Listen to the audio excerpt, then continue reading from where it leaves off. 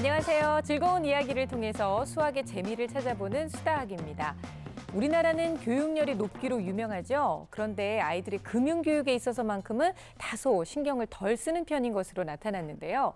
요즘은 은행이나 증권사에서 금융체험교실을 많이 운영하고 있다고 하는데 이곳에 아이들과 함께 가셔서 통장도 개설해보고 또 증권도 계약해보면 금융교육뿐만 아니라 수학교육에도 도움이 된다는 사실 잊지 마시기 바랍니다. 자, 오늘도 전문가 선생님들과 함께 즐거운 수학 이야기 시작해볼게요.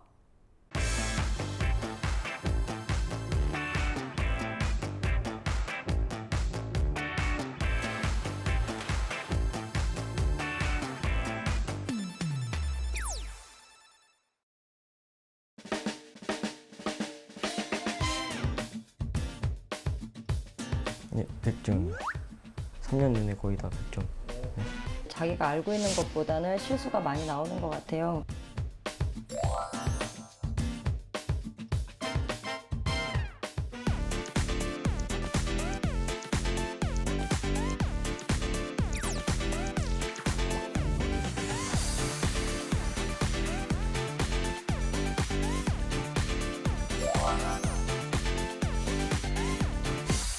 왠지 이제 결혼을 앞두고 있는 우리 이리 씨가 재테크를 어떻게 하고 있는지 좀 궁금한데요.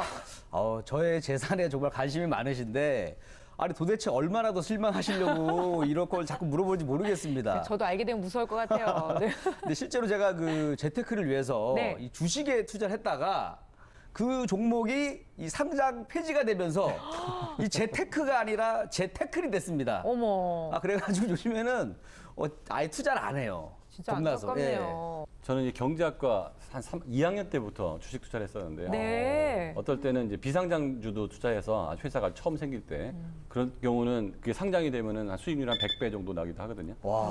그리고 물론 그게 상장 못하면 없어지기도 하지만 그래서 주식 투자는 한 지금까지 한 30년 이상 계속 했던 것 같아요. 오, 바로 오늘 저희가 소개해드릴 직업이 애널리스트라는 직업입니다. 우리나라 말로 번역을 하자면 투자 분석가 이 정도로 얘기할 수 있을 텐데요. 21세기에 정말 유망한 직종으로 꼽히더라고요. 이분들의 어떤 분석에 의해서 어떤 회사의 가치가 상승하기도 하고 뭐 하락하기도 하기 때문에 이 금융시장에서는 아주 영향력이 대단하고 중요한 직업이라고 할 수 있습니다. 오늘도 요 사이사이 수학이 숨어 있으니까 기대해 주시기 바랍니다. 네, 더 자세한 내용은 저희 파인드매스 영상에서 만나보실 수 있는데요. 요즘 고등학생, 대학생 모두에게 정말 핫한 그런 직업이라고 하는 애널리스트 파인드매스에서 만나보겠습니다.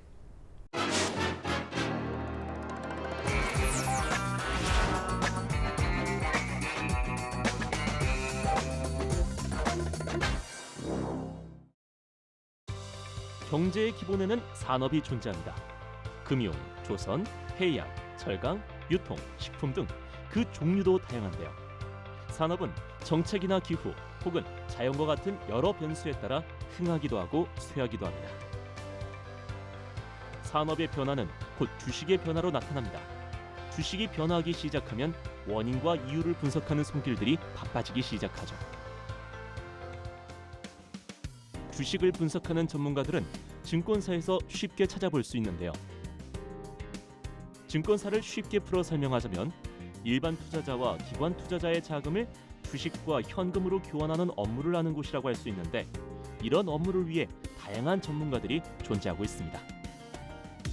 바로 자산관리사, 펀드 매니저, 증권 분석가, 외환 딜러 등인데요. 한 번쯤은 들어봤을 법한 금융 전문가들이죠. 오늘 파인드매스에서는 금융 전문가들 중에서도 빠른 판단과 결정력으로 증권시장을 지배하는 증권사의 꽃, 애널리스트를 만나보겠습니다. 박예란 애널리스트를 통해 애널리스트의 업무에 대해 알아볼까요? 애널리스트란 그 국내외 경제 상황과 산업 및 기업에 대한 정보를 수집하고 분석, 예측하는 그런 직업입니다. 경제 전문 분야에서는 이코노미스트, 스트래티지스트, 퀀트 애널리스트 등이 있고요. 산업과 기업을 전문적으로 담당하는 섹터 애널리스트가 있습니다. 애널리스트도 종류가 참 다양하네요. 박예란 애널리스트는 유통산업을 맡고 있는 애널리스트인데요. 이렇듯 산업을 분야별로 나누어 담당하는 애널리스트를 섹터 애널리스트라고 합니다. 산업별로 애널리스트를 나누는 이유는 세밀한 분석이 가능하기 때문인데요. 업종 내에서 유사한 기업들을 묶어서 분석하게 되면 기업의 실적이나 특성을 이해하기 쉬울 뿐 아니라 전문성을 높여서 분석할 수 있습니다. 제가 담당하고 있는 섹터 애널리스트 같은 경우는 해당 산업의 동향과 기업 실적을 분석하고 기업의 적정 가치를 산정하는 것이 주 업무고요.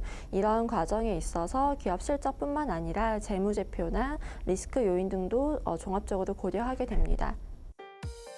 애널리스트의 업무는 다른 사람들보다 더 일찍 시작됩니다. 주식시장이 9시에 열리기 때문이죠. 뉴스나 사건에 의해 변동성이 있다 보니 이에 대응하기 위해 하루를 일찍 시작하는 편이랍니다. 애널리스트의 업무의 기본은 증권 분석입니다. 산업이나 기업에 대한 변수가 많기 때문에 하루를 시작하며 증권을 살펴보는 것은 애널리스트에게 습관과도 같은 업무입니다. 기업에 대한 증권 분석 후에는 왜 증권이 변하게 되었는지 원인을 파악하는데요. 때에 따라서는 기업의 자료가 필요하기 때문에 담당자와 통화하는 경우도 있습니다. 증권 분석은 곧 기업을 분석하는 일인데요. 여기에서 다양한 통계 자료가 사용됩니다. 애널리스트에게 통계 분석 기술은 필수인 셈이죠. 수학이나 통계학이 밑바탕에 깔려있는 금융공학이나 아니면 여기에서 배우는 고도의 그 프로그래밍 기술이 기업 가치나 이런 부분을 산정하는 데 있어서 도움이 되기도 합니다. 이외에는 그 다양한 변수들 간의 상관성을 분석하고 그 향후의 방향성을 예측하는 데 쓰이기도 합니다. 기업을 분석한다는 말은 곧 기업을 평가한다는 말과 같습니다. 애널리스트는 기업을 평가하기 위해서 각종 통계 자료와 시장 분석, 기업의 재무제표까지 꼼꼼하게 살펴보는데요. 모든 자료를 취합하고 분석하여 최종적으로 기업을 평가하는 보고서를 작성하기까지 몇 번의 검토를 거칩니다. 애널리스트가 분석한 자료들이 기업 투자자에게 중요한 영향을 주기 때문이죠. 네, 주식시장에는 불확실성이 존재하고 또 주가를 결정하는 요인에는 본질적인 요인뿐만 아니라 심리적인 요인들까지도 반영되기 때문에 애널리스트의 뷰가 100% 반영된다고 보기는 어려울 수도 있습니다. 그렇지만 일반적으로는 산업이나 기업에 대한 애널리스트의 뷰가 주식시장에 반영이 되기 마련인데요. 예를 들어서 저평가된 기업을 발굴하고 시장에 소개시키면서 주가가 상승하는 경우도 있고요. 반대로 고평가된 기업의 적정 가치를 시장에 알리면서 주가가 하락하는 경우도 있습니다. 투자자들은 애널리스트의 기업 보고서를 참조하여 투자를 진행합니다. 애널리스트의 기업 분석은 기업 주가와 직결되고 산업에도 커다란 영향을 주기 때문에 철저한 분석이 생명인데요. 따라서 매일 엄청난 양의 통계 자료를 분석하고 새로운 뉴스를 확인하고 기업의 주가를 확인하는 모든 업무가 중요할 수밖에 없습니다. 그래서 애널리스트에게는 꼭 필요한 능력이 있는데요. 기업 가치를 산정하는 게 사실 맞을 수도 있고 틀릴 수도 있는 부분인데 제가 이 기업의 가치를 왜 이렇게 산정했는지에 대한 논리를 객관적으로 증명해내는 그런 부분들에 있어서 수학적인 사고력이 좀 중요하다라고 볼 수 있을 것 같아요. 이른 아침부터 늦은 밤까지 애널리스트의 업무는 쉴 틈이 없습니다. 힘들고 어려운 직업이지만 보람이 있기에 최선을 다한다는 애널리스트. 오늘 파인드매스에서는 수학적 사고력으로 증권시장을 지배하는 증권시장의 꽃, 애널리스트를 만나보았습니다. 근데 저는요, 일단 이 직업의 이름부터 좀 끌리는 것 같아요. 애널리스트. 뭐가 좀 있어 보이지 않습니까? 그리고 일단 하는 일에 대해서도 뭐 증권을 분석한다, 리스크를 분석한다, 가치를 산정한다. 이게 그냥 이 단어 하나만으로도 너무나 똑똑함이 이렇게 묻어 나오는 그런 직업인 것 같아요. 맞아요. 저도 아까 그 영상으로 보니까 네. 그 애널리스트로 나왔던 여성분이 네. 똑똑하기도 하고 심지어 또 아름답기까지 해서 너무 놀랐습니다. 저는 대한민국에 그런 사람이 지승현 씨 한 명인 줄 알았는데 오늘 왜 이러죠? 당황스럽네요. 당황스러우세요? 네네. 예. 근데 정말 애널리스트라는 직업이 과연 어떤 일을 하는 직업인지 저희가 화면을 통해서도 만나봤지만 좀 더 쉽고 또 자세한 설명이 좀 필요할 것 같아요. 일단 부르는 이름부터가 굉장히 다양했거든요. 아까 나왔던 그 회사 가만히 보니까 제가 일했던 그 회사더라고요. 제가 심지어 저기도 다니셨어요? 제 후배. 후배인데 일단 애널리스트의 가장 장점 중에 하나는 소득이 괜찮아요. 금융회사이기 때문에 제조업보다 연봉이 훨씬 높고 솔깃하네요. 네. 그다음에 아날리스트가 하는 일은 아주 간단합니다. 경제 동향 분석하는 거예요. 세상이 어떻게 돌아가는지, 자금이 어떻게 흐르는지 분석을 해서 이 자금이 많이 들어오면 주식이 오르거든요. 네. 그럼 한국에 돈이 많이 들어올 건지 안 들어올 건지, 금리 같은 걸 분석하는 거고요. 또 하나는 이제 산업 분석을 하는 거죠. 예를 들어서 조선 산업이 어떻게 될 건지, 그다음에 A라는 조선사가 어떤 앞으로 발전 가능성이 있는지 없는지. 그러니까 아날리스트 중에서도 이제 여러 가지로 나뉘는데 하나는 차티스트라고 해가지고 음봉, 양봉, 그래서 주식이 오를 때 내릴 때마다 컴퓨터로 그래프가 그려지는데 기술적으로 분석해서 이게 이제 내릴 때가 됐다. 왜냐하면 주식은 심리거든요. 예. 어떤 회사가 한 달 사이에 주가가 2배 올랐다고 해서 회사 가치가 2배가 좋아진 건 아니에요. 사람들 심리가 저 회사가 앞으로 좋아질 거라는 거죠. 근데 심리가 과열되면 내려간다는 거예요. 네. 그래서 이 그래프를 분석하는 사람을 차티스트라고 하고요. 또 하나는 스트래테지스트라고 해가지고 지금은 직접 투자도 많이 하지만 간접 투자를 되게 많이 하거든요. 펀드라는 거죠. 그러면 펀드 매니저한테 보고서를 제출해서 채권 비중을 늘려야 될지, 선물 비중을 늘려야 될지, 조선 업종을 더 늘려야 될지 이런 것들을 해주는 게 스트래테지스트 전략가고요. 네. 또 하나는 이코노미스트라고 해서 이제 거시 동향, 거시 경제 분석하는 거. 그러니까 미국에서 금리를 인상했을 때 어떻게 될 것인지, 영국에서 브렉시트가 생겼을 때 어떻게 될 건지, 아니면 지금 석유값이 계속 떨어지고 있는데 이게 산업에 어떤 영향을 미칠 것인지 네. 이런 것들을 분석함으로 인해서 투자자가 올바른 투자를 할 수 있게 도와주는 사람입니다. 뭐 퀀트 애널리스트라는 직업이 또 있습니다. 네. 네, 분야가 있는데요. 퀀트는 퀀터터티브라는 것의 약자입니다. 그러니까 뭐 수량을 셀 수 있는 뭐 양적인 이런 것들을 뜻하는데 사실은 이제 쉽게 말하면 계량적 분석을 할 수 있는, 계량적 해석을 하는 그런 애널리스트라고 할 수가 있겠죠. 즉 그 시장을 파악하고 분석을 한 다음에 예를 들자면 코스피 지수가 얼마나 올라갔느냐, 그리고 또 뭐 기관 투자자에게 어떤 종목별 투자 비용을 안내해 주기도 하고 이런 일들을 하시는 거죠. 그래서 쿼ant 애널리스트들은 대량의 데이터를 다루기 때문에 이런 수학적 감각이나 지식들이 있으면 훨씬 유리한 직업이기도 합니다. 거기에 대해서 하나만 더 곁들여 말하면, 네. 그러니까 정량적 분석이라는 것과 정성적 분석이라는 게 있거든요. 예를 들어서 뭐 대선 테마주 이래버리면 어떤 사람이 대통령이 될 것 같다. 그러면 그 관련된 주식이 막 올라요. 네. 이거 정성적 분석이죠. 회사 가치 관계없이 그 사람이 잘 될 것 같다는 거죠. 이거 심리가 많이 반영된 거죠. 근데 정량적 분석, 퀀트 분석이라는 건 뭐냐면 기름값이 올랐다 내렸다, 금리가 올랐다 내렸다, 뭐 인구가 늘었다 줄었다, 오로지 이 회사의 뭐 매출액이 늘었다 줄었다, 내 느낌 빼고 네. 숫자로만 보는 거예요. 그래서 좀 드라이한 거죠. 그래서 이 드라이한 분석이 수학적 접근이 굉장히 가능하고 이런 분석은 심리가 안 들어갔기 때문에 오차가 굉장히 적습니다. 네, 저희가 사실 뭐 수학 얘기를 하면서 이 실생활에서 얼마나 수학적 사고력이 중요한가에 대한 말씀을 많이 드렸었는데 결국 그 수학적 사고력이 반영되는 그런 직업이 아닌가 싶어요. 뭐 직접적으로 어떤 수학이 어떤 예를 들어 기하가 뭐 어떤 쓰인다기보다는 그런 수학을 배운 그 어떤 논리적 사고력을 통해서 혹은 문제 해결력을 통해서 이런 직업들을 가지게 되면 특히나 이렇게 데이터를 분석하시는 분들은 어떤 근거가 필요하거든요.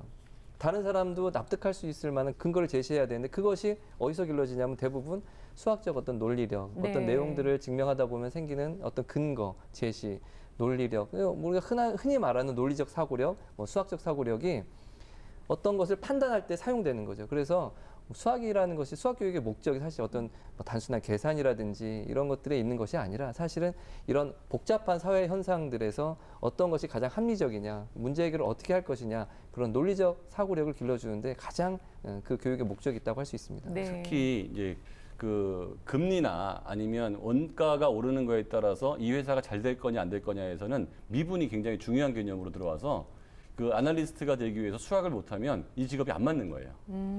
그렇군요. 그러니까 얘기를 들어보니까 네. 우리 애널리스트 분들이 주로 사용하는 말이 분석, 통계, 논리적, 네. 객관적인데 우리 개미들은 느낌, 묻지 마. 뭐 감, 그렇죠. 감이 제일 중요해요. 촉 뭐 이러면서. 뭐 이런 건데 많이 다르네요. 아니 확실히. 표현이 너무 일단 좀 싸네요. 표현이 싸요. 그렇죠? 그런부터도 많이 다르지만 하지만 이런 통계를 바탕으로 하는 우리 애널리스트라고 하더라도 그 큰 실수를 할 수도 있을 것 같아요. 그럴 이 수도 있을 통계가 것 같아요. 빗나가거나 이럴 때 네. 정말 예측이 빗나갔을 때 그런 뭐 큰 손실을 안겨주면은 그거 어떻게 하는지 자기 돈으로 메꾸는지 아니면 뭐 어떻게 되는 건지 좀 궁금합니다. 재미있는 경우가 미국에서 1995년 11월 달에요. 메릴 린치 증권에서 네. 이제 분석 보고서를 하나 발표했거든요. 그게 뭐냐면 반도체 그 산업에 대한 분석을 발표했어요. 그래서 뭐냐면 이게 곧 하강할 것이다. 얘는 이제 곤두박질 칠 것이다라고 분석을 했는데 그때 엄청 반도체 사업이 막 승승장구를 했었거든요. 그래서 사람들이 저 패배자들이 한 발언이고 뭐 믿을 수 없으며 막 비난이 굉장히 쇄도했는데 네. 정말 한 달도 채 되지 않아서 그 반도체 산업이 곤두박질 쳤어요. 그래서 그것을 보면서 사람들이 저 베를린치 증권에서 내온 2쪽짜리 보고서가 세계 증권 시장을 휘흔들었다. 정말 그 애널리스트의 그 분석과 말이 그 경제를 휘저을 네. 정도로 그렇게 가치가 있다라고 했고 실제로 보여준 케이스거든요. 네. 그러니까 이게 그냥 뭐 단순히 자료들을 분석해서 발표했습니다. 뭐 이런 개념이 아니라 정말 경제를 뒤흔들 정도로 임팩트 있는 그런 보고서니까 정말 중요하다고 할 수 있죠. 뭔가 모르게 높은 곳에서 경제의 흐름을 쫙 보고 있다는 그런 좀 생각이 드네요. 그렇죠. 보고서를 잘못 작성하면 어떤 일이 생기냐 하면 네. 다른 부서로 발령이 납니다. 아, 예, 간단하네요. 아, 잘리진 않나요, 그래도? 다른 부서로 발령이 아, 납니다. 다음 본인이 기회는 뭐 있군요. 물어내거나 뭐 이런 건 그런 건 없네요. 없어요. 그러니까 다른 부서로만 가면 되니까. 근데 요즘은 우리나라에서도 금융 관련 교육을 굉장히 많이 시키고 있는 것으로 알고 있어요. 언제? 한 2012년도부터 시작했던 것 같은데요. 그 사람들이 신용 불량이 많이 되고 경제에 대해서 너무 모른다는 생각이 있어서 선진국의 예를 따라서 2012년도에 국회에서 경제교육진흥법이라는 것이 통과됐고 네. 그 이후에 제도적으로 이런 경제교육이 많이 활성화됐습니다. 또 광화문역 앞에 가보면 한국금융사박물관이 있어요. 네. 자유롭게 해서 다 경험하고 체험할 수 있거든요. 그리고 금융감독원에서 금융교육센터를 운영해서 여러 가지 재능기부도 하고 금융교육을 재밌게 해줍니다. 은행들 살펴보시면 은행에서도 금융교육센터를 운영하고 있거든요. 이게 인터넷으로 검색하셔서 신청하시면 아이들을 모으면 학교로도 그 강사들을 보내주기도 하고 그래요? 집으로도 보내주기도 하고 동네 놀이터에서 강의합니다 하기 정말요? 때문에 네, 오. 어머니들께서 좀 관심을 가지고 하면 되게 알차고 감각도 기르고 굉장히 재밌고 교육적이거든요. 활용하세요. 아니 요즘 정말 아이들 무슨 경제관념 키워줘야 된다, 뭐 금융을 좀 알아야 된다 이런 얘기를 많이 하는데 진짜 활용할 수 있는 방법을 너무 많이 잘 가르쳐 주신 것 같아요. 근데 오늘도 역시 통계에 대한 통계라는 단어가 굉장히 많이 나오고 있는데 애널리스트들이 사용하고 있는 수학의 원리 어떤 것들이 있는지 좀 설명해 주세요. 뭐 가장 많이 사용하는 것은 역시 통계일 수밖에 없겠죠. 아무래도 산업 전반의 데이터를 분석하고 뭐 통계를 낸 다음에 그 통계를 통해서 어떤 지표를 활용할 것이냐 이런 것들을 하기 때문에 통계가 가장 중요한데 그 외에도 수치 해석이라든지 뭐 확률이라든지 미적분 해서 뭐 편미분이라든지 이런 것들이 직접적으로 사용되기도 합니다.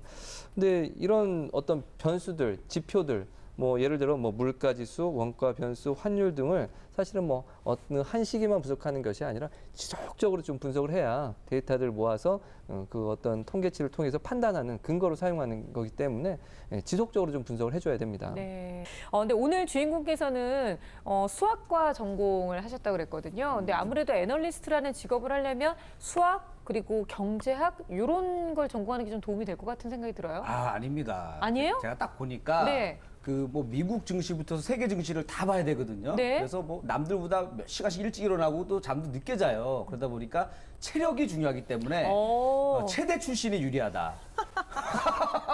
아니 그나마 말은 되잖아요. 아니 그나마 저는 이리 씨가 체대 출신이라고 얘기해서 참 다행인데 그냥 이쁘면 됩니다 이렇게 하니까 저 내심 좀 조마조마했거든요. 아, 사람 어떻게 모르세요? 외모를 평가하지 않습니다. 정말 어떤 걸 공부하면 되는 거죠? 예를 들어서 전 세계 경제 동향 같은 걸 분석할 때는 경제학과가 좀 유리하겠지만 기업 분석을 하기 위해서는 그 사람들을 만나야 되기 때문에 예를 들어서 내가 조선소를 만난다. 그럼 조선에 관련된 지식이 있는 사람이 유리하고 내가 반도체 공장을 가서 그들하고 이 산업을 분석하려면 전자공학과 출신이 유리할 거 아니에요. 그래서 어떤 전공이든 크게 상관은 없는데 일단 경제 경영 공부하는 사람들이 하는 경우가 많고요. 공학이나 수학을 하는 사람들도 요새 많이 하고 있는 게 수리 분석이 굉장히 많기 때문에 숫자에 밝거나 그다음에 이 회사를 분석할 수 있는 그런 마인드가 있으면 괜찮은 것 같아요. 네. 자, 오늘 파인드매스에서는요, 요즘 고등학생 그리고 대학생들에게 매우 각광받고 있다고 하는 애널리스트에 대해서 함께 알아봤습니다. 파인드매스 다음 주에도 많이 기대해 주세요.